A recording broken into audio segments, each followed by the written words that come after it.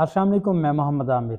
आपके सामने टॉपिक है paper pattern and number distribution of physics +1 +2 intermediate FSc.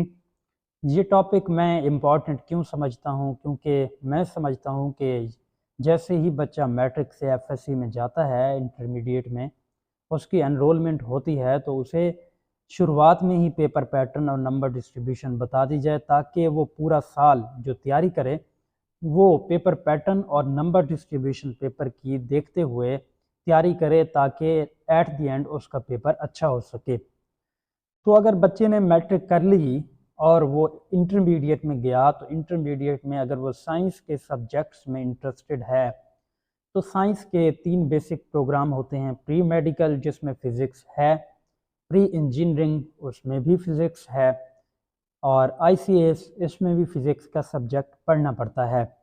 तो अगर फ़िज़िक्स के सब्जेक्ट की अच्छी तैयारी कर ली जाए, तो इसमें अच्छे नंबर्स लिए जा सकते हैं। फ़िज़िक्स के 2 ही मेजर पार्ट्स हैं, एक थ्योरेटिकल पार्ट और दूसरा प्रैक्टिकल का पार्ट। एफएससी के 2 साल जब कंप्लीट हुए और बच्चे ने थ्योरेटिकल दोनों पेपर्स दे दिए, फर्स्ट ईयर के एंड में भी और सेकंड ईयर के एंड में भी, तो तब जो है वो प्रैक्टिकल का पेपर होता है। फर्स्ट ईयर में कोई अलग से प्रैक्टिकल का पेपर नहीं होता। ये पेपर जो प्रैक्टिकल का है, ये 2 साल के बाद जब फर्स्ट ईयर और सेकंड ईयर के इम्तिहान हो गए, थ्योरेटिकल पेपर्स बच्चों ने दे दिए, तो बाद में प्रैक्टिकल का 30 नंबर का पेपर दिया जाता है। तो इसे हम ज़रा बाद में डिस्कस करते हैं। हम पहले थ्योरेटिकल पेपर को डिस्कस करते हैं, जो फर्स्ट ईयर के एंड में भी बच्चे को देना पड़ता है, सेकेंड ईयर के एंड में भी देना पड़ता है।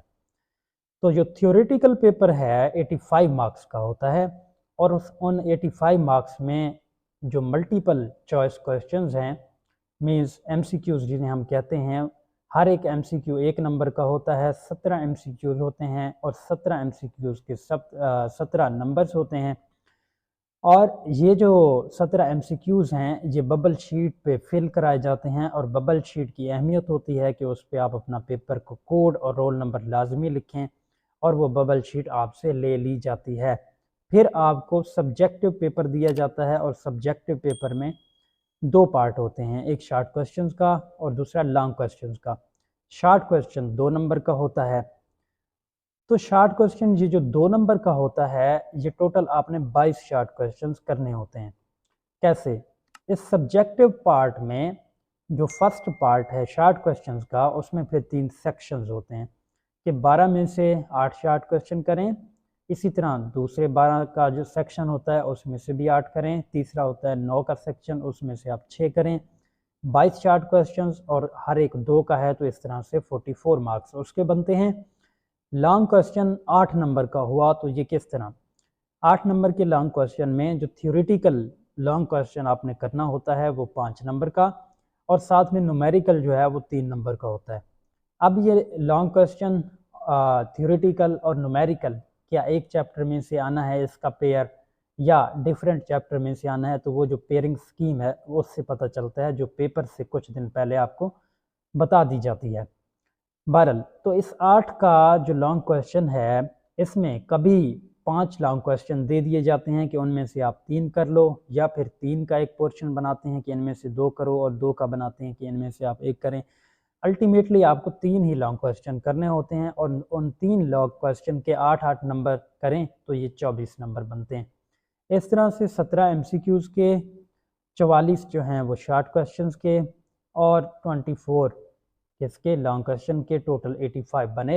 ये है जो फर्स्ट ईयर में बच्चे को पेपर अटैम्प्ट करना पड़ता है। इसी तरह फिर सेकेंड ईयर में भी यही पेपर वो अटैम्प्ट करेगा 85 मार्क्स का।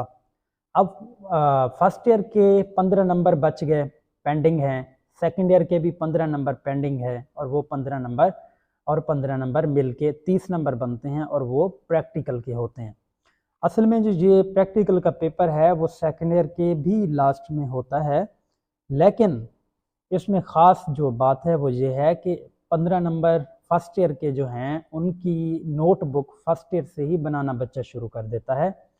मीन्स कि 15 मार्क्स के प्रैक्टिकल्स फर्स्ट ईयर के नोटबुक पे वो लिख लेता है। इसी तरह जब वो सेकेंड ईयर कर रहा होता है तो फिर भी 15 नंबर के प्रैक्टिकल्स नोटबुक के ऊपर वो सेकेंड ईयर के लिख लेता है। तो लास्ट में जब प्रैक्टिकल का पेपर होता है तो नोटबुक पे फर्स्ट ईयर और सेकेंड ईयर के प्रैक्टिकल्स जो वो करता रहता है ड्यूरिंग द सेशन, वो नोटबुक पे लिखे हुए होते हैं और अब वो नोटबुक लेके प्रैक्टिकल देने आ जाता है कि उसके 30 नंबर सिक्योर किए जा सकें। अब उसे दिया जाता है एक पेपर प्रैक्टिकल का, और उस पेपर में 4 से 5 क्वेश्चंस होते हैं, 4 से 5 आपने करने होते हैं। कैसे? फर्स्ट ईयर के 3 प्रैक्टिकल दिए जाते हैं, उनमें से आपने 2 सेलेक्ट करना होता है और 2 में से फिर एग्जामिनर ने एक जो है वो आपको अलॉट करना होता है 10 नंबर का। इस तरह सेकेंड ईयर के प्रैक्टिकल्स में से 3 होते हैं, उनमें से 2 आपने अलॉट करने होते हैं, एक एग्जामिनर आपको देता है वो भी 10 नंबर का। ग्राफ होते हैं 2 में से एक करना होता है जो एग्जामिनर आपको अलॉट करता है, और वो ग्राफ अच्छे से बनाना और उसके सवालों के जवाब देना कि ग्राफ का क्या कंक्लूजन है 5 नंबर का वो। नोटबुक के 2 नंबर होते हैं जो बच्चे लेके आते हैं और वाइवे के 3 होते हैं, लेकिन ये जो नोटबुक और वाइवा है इसके ऊपर बाकी के जो प्रैक्टिकल के नंबर्स हैं वो डिपेंड करते हैं। क्यों? क्योंकि नोटबुक पे लिखे हुए होंगे तो एग्जामिनर को यकीन होगा कि बच्चे ने प्रैक्टिकल्स किए हैं, खुद से लिखे हैं और परफॉर्म किए हैं, टेबल वगैरह बनाई है, ग्राफ बनाए हैं। इसी तरह वाइवा अच्छा होगा, कॉन्फिडेंस के साथ बच्चा वाइवा जो है वो परफॉर्म करेगा। तो ये भी असर करते हैं कि इनके ऊपर, इन 3 सवालों के ऊपर। क्यों? तो दिखने में नोटबुक के 2 और वाइवे के 3 5 मार्क्स हैं, लेकिन ये जो 25 मार्क्स का आपका पेपर है ये पूरे 25 मार्क्स इन 5 मार्क्स पे डिपेंड करते हैं। अगर ये अच्छा हो गया तो एग्जामिनर ने इसके नंबर भी अच्छे लगा देने हैं, आपका पेपर अच्छा हो जाना है, वरना इसके नंबर भी आपके कम हो सकते हैं अगर आपने यहाँ पे कोई कोताही या गलती की नोटबुक और वाइवे में।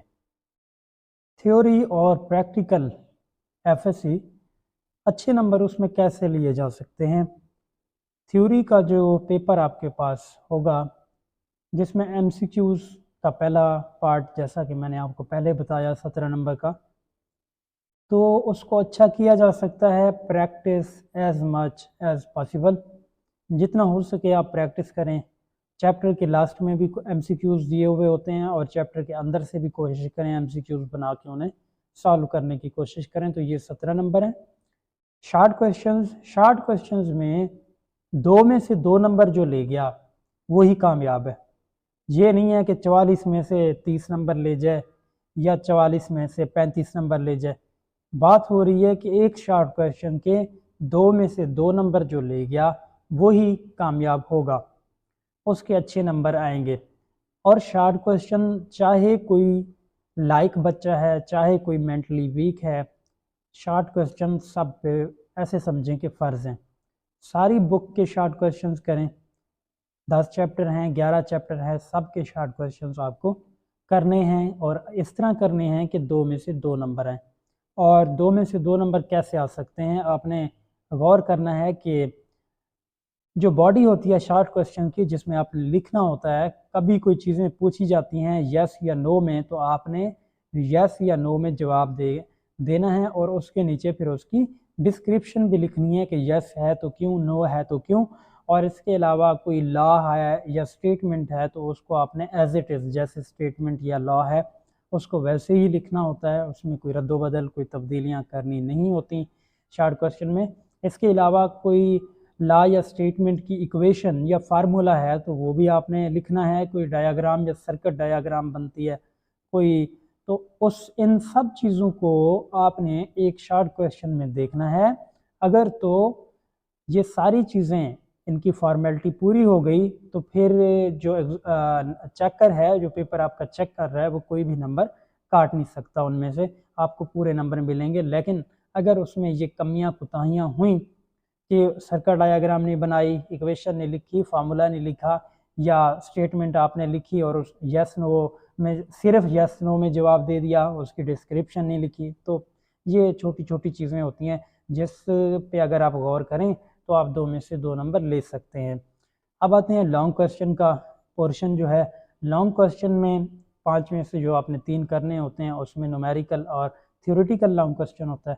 न्यूमेरिकल में ये चीज़ें इन पे आपने गौर करना है कि सबसे पहले डाटा हो आपका लिखा हुआ, ठीक है, कि क्या चीज़ गिवन है, क्या चीज़ मालूम करनी है। फार्मूला जो आपने इस्तेमाल करने हैं उस न्यूमेरिकल में वो आप लिखें कि हम ये फार्मूला इस्तेमाल करेंगे। इसके अलावा जो प्रोसीजर है मीन्स कैलकुलेशन, जो कैलकुलेशन आप कर रहे होते हैं उसका प्रोसीजर लिखा हुआ होना चाहिए। और लास्ट में जो रिज़ल्ट आता है वो रिज़ल्ट प्रॉपर यूनिट के साथ हो तो फिर आपको 3 में से 3 नंबर मिलेंगे। इसी तरह जो लॉन्ग क्वेश्चन का पोर्शन है थ्योरेटिकल वाला, उसमें भी आप 5 में से 5 नंबर तब ले सकते हैं जब पूरी हेडिंग्स के साथ आपने कोई कमी उसमें ना रखी हो। हेडिंग में स्टेटमेंट है, लॉ है या प्रिंसिपल है वो आप लिखें। उसके बाद एक्सप्लेनेशन वो आप लिखें। एक्सप्लेनेशन के आगे मज़ीद भी हेडिंग्स जितनी लॉन्ग क्वेश्चन में, डिफरेंट लॉन्ग क्वेश्चन में बन सकती हैं वो आप हेडिंग्स दें। और लास्ट में कोई कंक्लूजन या रिज़ल्ट जो है वो आप लिखें। तो इस तरह से ये सारे पॉइंट्स आप पूरे करें, फॉर्मेलिटी पूरी हो जाएगी एक थ्योरेटिकल लॉन्ग क्वेश्चन की, और कोई कमी नहीं रहेगी तो आप 5 में से 5 नंबर भी ले सकते हैं। अब चलते हैं हम के फर्स्ट ईयर और सेकंड ईयर का थ्योरेटिकल पेपर 85 मार्क्स का देने के बाद लास्ट में प्रैक्टिकल का जो 30 नंबर का पेपर आता है उसको कैसे आपने सॉल्व करना है, कैसे आप पूरे नंबर ले सकते हैं। देखें, जो उनका पहला और दूसरा सवाल होता है कि फर्स्ट ईयर के 3 प्रैक्टिकल में से एक या सेकंड ईयर के 3 प्रैक्टिकल में से एक 10-10 नंबर का, वो आप 10-10 नंबर का सवाल इस तरह से पूरा कर सकते हैं कि आपके नंबर कोई ना काटे जाएं, पूरे नंबर आएँ। नंबर 1 पे आप ऑपरेटर्स लिखेंगे कि प्रैक्टिकल में यूज़ होने वाला ऑपरेटर्स क्या है, चाहे वो फर्स्ट ईयर का प्रैक्टिकल आप कर रहे हूँ या सेकंड ईयर का 10 नंबर का प्रैक्टिकल कर रहे हो, उनमें आपने तो पहले नंबर पे आपने क्या करना है, ऑपरेटर्स लिखना है। और दूसरे नंबर पे सर्किट डायग्राम बनानी है। तीसरे नंबर पे ऑब्जर्वेशन और कैलकुलेशन का जो टेबल है वो आपने बनाना है। चौथे नंबर पे अगर उस ऑब्जर्वेशन और कैलकुलेशन के टेबल में से कोई ग्राफ बनता है जो 2 क्वांटिटीज़ या 3 क्वांटिटीज़ के दरमियान कोई रिलेशन बताता है तो आपने ग्राफ बनाना है इस टेबल को इस्तेमाल करते हुए। और लास्ट में फिर आपने कंक्लूजन या रिज़ल्ट लिखना है कि ऑब्जर्वेशन, कैलकुलेशन और ग्राफ से हमने क्या कंक्लूजन या रिज़ल्ट निकाला। तो ये चीज़ें होती हैं। इसमें प्रोसीजर नहीं लिखना होता, क्यों? क्योंकि आपने प्रोसीजर को दरअसल करके दिखाना होता है कि जो ऑब्जर्वेशन और कैलकुलेशन की आपने टेबल बनाई है तो उस टेबल में जो वैल्यूज़ पुट की जाती हैं उन 1-2 वैल्यूज़ को एग्जामिनर को आपने दिखाना होता है कि देखें मैंने टेबल में ये वैल्यूज़ जो पुट की हैं मैंने खुद ही ऑब्जर्वेशन की है और ख़ुद कैलकुलेशन की है तो ये रिज़ल्ट आया है। ये परफॉर्मेंस होती है, इसका प्रोसीजर लिखना नहीं होता, परफॉर्मेंस करके दिखानी होती है। अब आते हैं ग्राफ के पोर्शन के ऊपर। 2 में से जो एक आपने ग्राफ बनाना होता है उसका तरीक़ाकार जो है वो मैं 2-3 पॉइंट में बता देता हूँ कि किस तरह आपने बनाना है। इंडिपेंडेंट जो क्वांटिटी है उसको आपने अलॉन्ग एक्स एक्सिस लेना है और जो डिपेंडेंट क्वांटिटी है उसको अलॉन्ग वाई एक्सिस लेना है। इसके अलावा आपने ग्राफ के ऊपर मेंशन करना है कि छोटे और बड़े बॉक्सेस का क्या मतलब है, छोटे और बड़े बॉक्सेस रीडिंग की कितनी क्वांटिटी को जो है वो बता रहे हैं, शो कर रहे हैं। और लास्ट में जब आपका ग्राफ बन जाए तो क्या करना है कि जो 2 क्वांटिटीज़ के दरमियान रिलेशन ग्राफ से आपको नज़र आ रहा हो उसका कंक्लूजन या रिज़ल्ट के तौर पे लिखना है कि इन 2 क्वांटिटीज़ के दरमियान क्या रिलेशन है, डायरेक्टली है, इन्वर्सली है या कोई और भी रिलेशन हो सकता है। तो वो आपने रिज़ल्ट लाजमी लिखना है। जो बात नोट करने की है वो ये है कि अगर आप लेड पेंसिल से ग्राफ को बनाएं तो बाद में उसके ऊपर आप परमानेंट मार्कर ज़रूर फेरें और जो ग्राफ है वो आपको लैब अटेंडेंट खुद देगा, वहाँ पे आपको लेके जाना नहीं पड़ेगा। प्रैक्टिकल में लास्ट नंबर पे नोटबुक और वाइवा, इन दोनों को अगर हम कवर कर लें तो ऐसे समझें हमने सारा पेपर कवर कर लिया। क्यों? क्योंकि ये जो प्रैक्टिकल नोटबुक है ये बता रही होती है कि किस बच्चे ने काम किया और किस बच्चे ने काम नहीं किया, और वाइवा मज़ीद कंफर्म कर देता है कि कौन कॉन्फिडेंट के साथ सारे सवालों के जवाब दे रहा है। तो इनकी बेस पे फिर बाकी 25 मार्क्स जो है वो एग्ज़ामिनर आपको आपका पेपर चेक करके देता है, आपकी परफॉर्मेंस चेक करके वो देता है। तो इन 2 का हालांकि दिखने में 5 नंबर हैं लेकिन इनकी डिपेंडेंस बाकी 25 मार्क्स पे है। हाँ, ये ज़रूर बात है कि परफॉर्मेंस की भी है, ये जो ऑब्जर्वेशन कैलकुलेशन आप करके एग्ज़ामिनर को दिखाएंगे इसकी और प्रैक्टिकल नोटबुक लिखी हुई और वाइवा की, इन 3 की ज़्यादा अहमियत है। अगर ये 3 आप जो है वो कवर कर लेते हैं तो आप 30 में से 28-29 नंबर भी ले सकते हैं। तो जो प्रैक्टिकल नोटबुक और वाइवा है, 7 से 9 फेमस प्रैक्टिकल्स होते हैं, इनका आप वाइवा भी तैयार कर लें, नोटबुक पे भी आपके लिखे हुए होने चाहिए, मैं आपको बता दूंगा। तो इस तरह से आप पूरे नंबर ले सकते हैं।